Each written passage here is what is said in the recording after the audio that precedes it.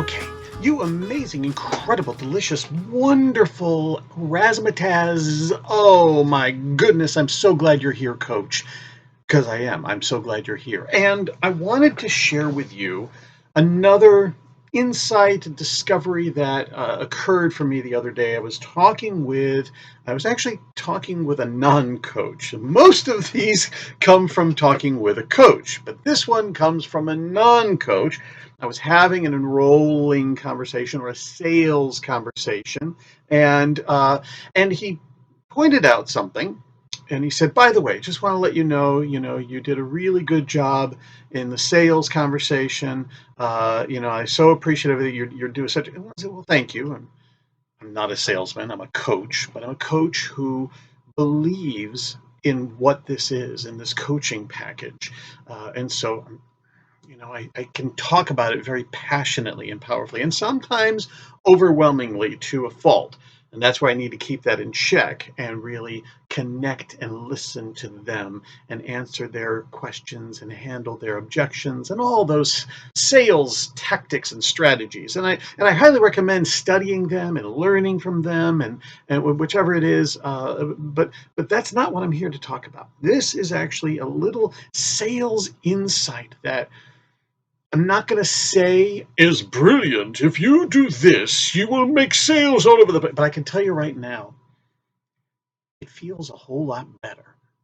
And I'm going to tell you why. Now, you hear people say, oh, well, first off, sales is not trying to sell them on what you think. It's working to fulfill their needs and their wants. And that's what sales is all about, is how do I help you? And I have this service or product, and will this answer and fulfill your interests or your wishes or your desires or solve your problem? I mean, that's really what sales is all about. If I'm hungry, I go to McDonald's and I say, hi, I'm hungry. And they go, well, we have food. Which food would you like? And then I go, I'd like that food. And they go, we happen to have that food. Here you go. Would you like to give us money? It costs this much to have this food. And then I go, absolutely. I'm happy to give you that. I'm going to trade money for this thing that I want. That's sales. But also people resist that manipulation, that pressure, especially when it's not, when the money gets higher, we now start questioning that a little bit more. It's pointing to what I'm going to talk about in this discovery. So sales. Now, there's also talk about, well, actually sales is really not very different than coaching. In sales, you're asking them what is their problem. You're getting more clear and specific. And then some higher skills of sales is, well, how important is this for you? A scale of 1 to 10. How would it feel if this got accomplished? How would this feel if this was not accomplished? What support are you getting now? What's getting in your way? What are the challenges and obstacles that keep blocking you from taking that next step? And here's that next step. And then it starts to sound kind of coachy talk, which it kind of similarly is. So this is pre-insight, because this is stuff that I've talked about in my class, the Fast Path to Masterful Coaching. This is when we really look at, we're engaging with our clients, with our customers, as though they are clients. They just haven't said yes yet. And that doesn't mean that we go all the way with complete agreements and confidentiality and this planning and all of those things. But it does mean that we are engaging with them as though they are clients already. If you look at the designs and the structures of sales conversations, they're almost identical, with one difference, in that in the coaching, in the sales, it often is kind of that inner tug and that hidden tug of, I need you to buy me. And in coaching, they've already bought, and now we're just fully present in, I'm here to help you achieve your goals. I'm here to help you discover something inside. I'm here to help you move forward. I'm here to help you. And so a lot of sales training nowadays is is taking a lot of that similar modality and just putting it into a sales structure and design. Okay, that's not what this is about, sort of. But here's what, going back to that call that I had, and he said, so here's the thing that amazed me, Ben, is that halfway into this, I asked you how much, and then you wouldn't tell me. And I said, yeah, but I didn't. He said, instead, what you did was you started telling me and sharing me with all the things that would be a part of this coaching and what this was really like, what it was all containing and what it was for and what it was about and all the stuff that's in it. And I said, yeah. And then something clicked in me. And here's going to do a little training here because this is stuff that again I teach tremendously when I'm mentoring and in my class, Fast Path to Masterful Coaching. Go check it out. But if we talk about the different levels of energy that we are in at any given time. And a low level energy doesn't mean it's bad, it's just a low level. It's a low frequency, it's a low vibration, and it's all about protect. It's all about survive. Our daily human job is just survive and live. That's all that we're ever trying to do every single day from the day that we're born. And so that's a very low energy. It's all about protect, survive, defend, fight, battle, conserve, reserve, all that stuff. Sound familiar? Because I get into it. Oh, bills are tight. Oh, this person might not like me. Oh, this person is being a difficult situation. Oh, these things are a hard thing. These are problems. This is what our clients are typically in some degree. Not all the way, but in some degree. And this is pointing to those low level energies. This is also where those saboteurs typically lie. Oh, you better not because, oh, you better not do that or else, oh, you better watch out. Okay. And now we're talking also about money. Money is an easy access into those low levels of energy for many people. I'm not saying all, but money is a vehicle, it's not a value. Money is a thing, a tangible thing that contains pathways for us to achieve and benefits and have our values fulfilled. And there's invariably fears attached to it.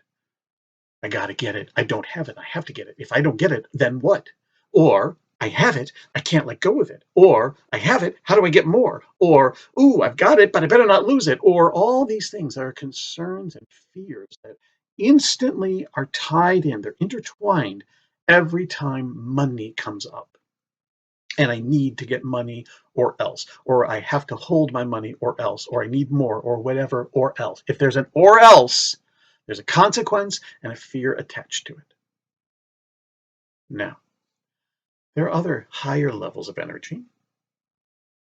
The energy that we typically, hopefully, stand in as coaches is a higher energy. And I'm not saying it's better. I mean, it is in many ways. It's just there's so much more possibility because in those higher levels, that's where we have that flow. That's where we're not attached. We're not feeling the weight and the burden. We're feeling energy and aliveness. This is where our creativity gets unlocked. This is where our passion and our power lies. And this is where our values lie. Our values, those things that are really important to us, those qualities and characteristics that provide the magnificence and the richness of life. Right? Low level, survive. Just get through it. High level, thrive. Make every day worth living. Make every day even better than the one before. Not, dear God, hold on, just get through another one, please. No. Oh my goodness, I get another one? This is incredible. There's a two, and there's levels in between, but these are the two opposing sides of the energy that we're in. So much about this in the class. So, just to get this, right? Low level, fear, protect, fight, defend. High level, open, possibility, create, moving forward. This is, by the way, this high level energy, this is where we hope to have our clients.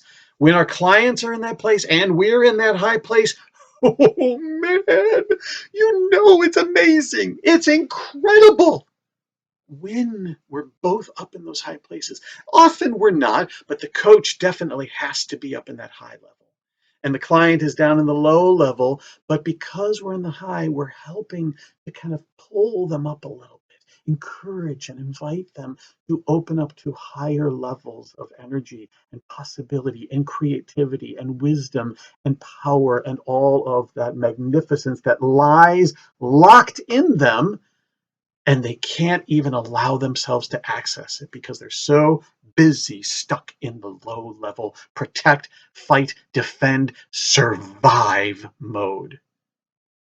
Okay, now back to that sales conversation, because the moment your person, and I had another call earlier today and it was the exact opposite. Halfway into, he said, okay, so how much? And I knew he was hooked on money. There was not a single thing I was going to do or say to even change that, because right in that moment, if not before, I was actually talking to his small, scared, protected, saboteur, defend self. That he's doing his job of protecting, and he's not going to move anywhere.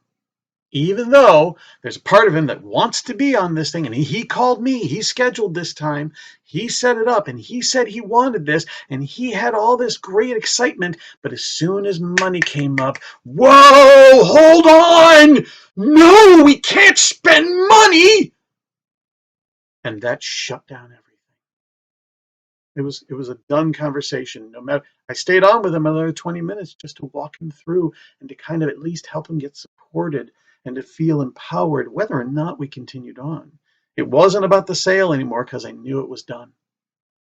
That's a low level energy. And as soon as that money comes up, and you can hear it too, because he was just like, so how much? How much? Like, oh crap, I have to spend money for this. Now, the previous guy, he asked, well, so how much?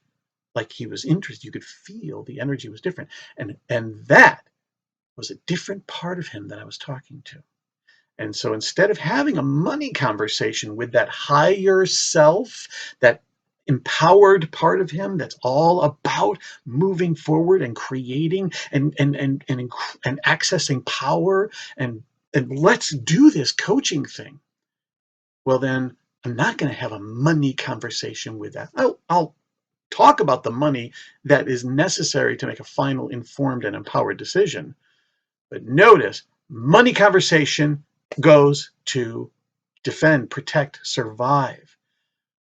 But I said, I'll tell you the money, I'll give you the price, but I want you to know what you're getting for this. I want you to really get what is waiting for you here. Because here's what we're offering, and here's the package, and here's the design, and here's what you just told me you wanted to work on. Here's what you're going to work on. And you just told me you wanted this to be created and accomplished in these goals. And this is what we're going to focus on. And this is what is entirely available for you. And everything we talked about was what he talked about that was important to him. We're talking to a higher part of him. You get the difference. It's actually two very different conversations that could be held at any one moment. I'm going to talk to that small survival, protect, defend, in which case anything I say, even if I had said, oh, it's only like $100 for 12 months of coaching, he might have gone for it, but he would have had to think about it. Because money instantly brought in all the fear, all the survive, all the protect, all the tactics, all the defend, all of that small, low-level energy. But the first call, I could feel that there was an empowered, he was ready for an empowered conversation. So let's have an empowered conversation. We'll talk about money, but who's going to make the buying decision? The small, scared, protect, defend part of your customer? Never. Never. Almost never. If the pain is so big and they can't take it anymore, they will take it. They will hire, they will buy your thing, but then they get to have remorse and they get to worry and think twice about it and three, four times about it, and then have objections and concerns and wonders and maybe I should and what did I do, because it's still hooked on that money conversation. But that empowered, and I know you've had those conversations. Every single time one of your clients has said yes, think back. Which part of your client did you have that conversation with?